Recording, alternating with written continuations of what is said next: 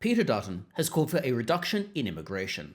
He has particularly looked to stop immigration from the Gaza Strip unless and until we can undertake effective and thorough security screening. He's concerned about untoward actions that might occur if bad actors are allowed into Australia.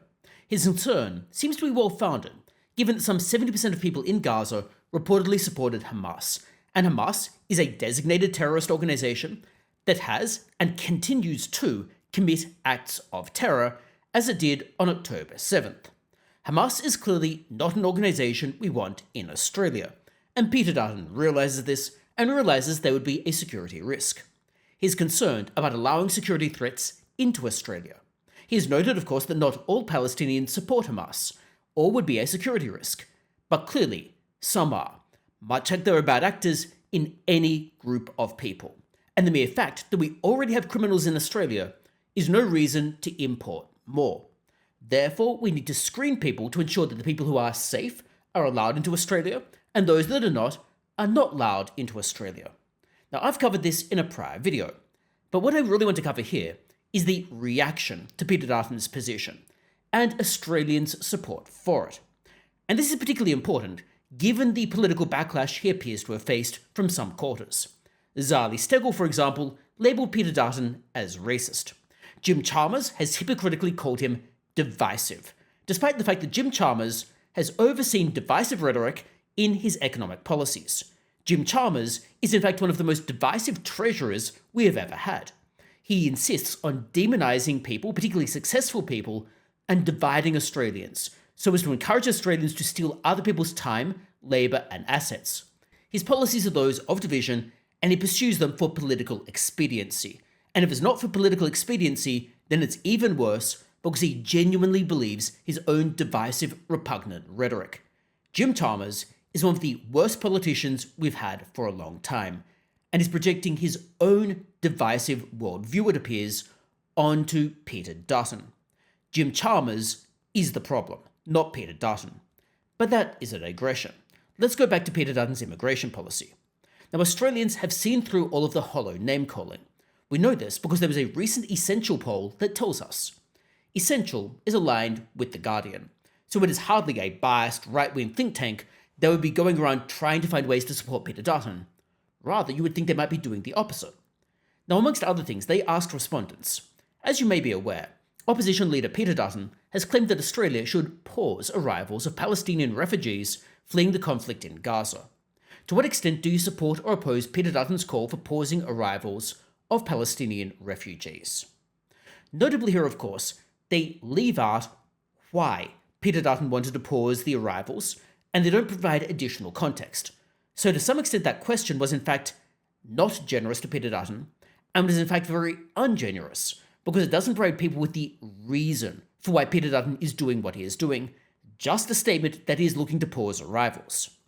Nevertheless, it appears that more people than not actually support Peter Dutton's policies, albeit with a large number of people who are undecided. Only 17% of people strongly oppose Peter Dutton's policy, with 13% somewhat opposing it, i.e., only 30% of people oppose Peter Dutton's position. By contrast, 44% of people strongly agree or strongly support the policy, or somewhat support the policy. Clearly, therefore, more people support Peter Dutton's position than oppose it. 26% of people are undecided. One would wonder whether that could be because they don't have the context necessary to evaluate his policy, and/or they were concerned about being labelled racist by the pollsters. Whichever is the case, you can easily see that more people support Peter Dutton's position than oppose it. Now, the trend is similar across many different splits demographically. There's similar support across both genders. For example, 47% of men support it, and only 31% of men oppose it. And 41% of women support it, and only 28% of women oppose it. Now, that gap is within the margin of error between men and women, but it is interesting that opposition is lower amongst women. Perhaps they realize how Hamas treats women, and perhaps they are concerned that if supporters of Hamas come into Australia, then maybe it is going to undermine women's rights, given that Hamas is not exactly known for being very friendly and supportive of women. Peter Dutton also has strong support amongst people aged 35 or over. Indeed, only in the 18 to 34-year-old age bracket, did opposition outnumber support. In all of the other age brackets, support outnumbered opposition.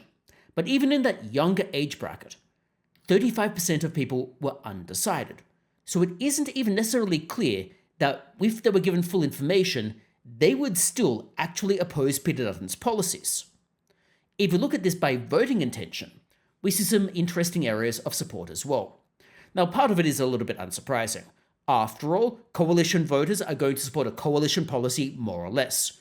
The majority of coalition supporters, therefore, support Peter Dutton's policy, and only 14% of people oppose it. This means that if Peter Dutton is trying to gather up more support amongst coalition voters, potentially to head off independence, then this policy might in fact be a winner.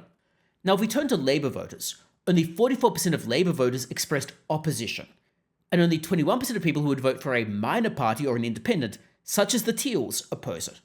So to be very clear here, even amongst Labour voters, the majority don't outright oppose it, although opposition does outnumber support at the moment, albeit with a large amount of undecided voters. And in terms of the minor parties, well, here, again, opposition is relatively low. Now, in this poll, they grouped many different groups of minor parties together.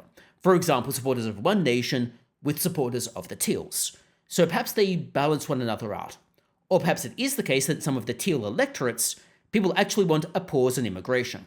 One can think about this in electorates such as Wentworth. Wentworth is a Teal electorate, currently represented by Allegra Spender. However, Wentworth also has a sizable Jewish population, and therefore people like Allegra Spender should be extremely careful about opposing Peter Dutton on his immigration concerns, because one might hypothesize that her electorate might in fact support Peter Dutton on this issue. In short, therefore, Peter Dutton has captured an area of genuine concern. People don't want security risks. People don't want terrorists coming into Australia. People don't want a repeat of October 7th in Australia. People don't want more protests that ultimately turn violent. People don't want all of the concerns that go along with security risks. Rather, Australians would prefer those security risks be dealt with before people arrive into Australia. Australians, it would appear, would want proper security screening in order to avoid such security risks. It's not even clear to me why it is controversial to want that security screening. Surely you would think that would be a no-brainer. Why is it that in this case, we waive security screening or make it more lax, but for literally everyone coming from any other country, such as the United States or the UK or for the EU, there is such security screening? Why is it we'd have less security screening for people coming from Palestine, which has Hamas in charge, which is a designated terrorist organization, than we would for people coming from the United States or the United Kingdom, which notably are democracies and are not run by terrorist organizations? It is truly baffling to me as to why Peter Dutton's position is even controversial. And it's even more baffling as to why it would be labelled racist. One might wonder whether the people throwing around such inflammatory terms are the truly divisive and desperate ones. They are grasping at straws to try to paint Peter Dutton as the bad guy, trying to cover up their own failures, trying to cover up their own inability to actually connect with Australian voters, cover up their own inability to present policies that Australians want, cover up their own inability to deal effectively with immigration and security concerns, their own inability to listen to voters. One might wonder whether the real divisive ones are the ones that are throwing around names and are engaged in name-calling, such as it appears some of the Teals and areas of the Labour Party have been. But of course, let me know your thoughts about this in the comments below.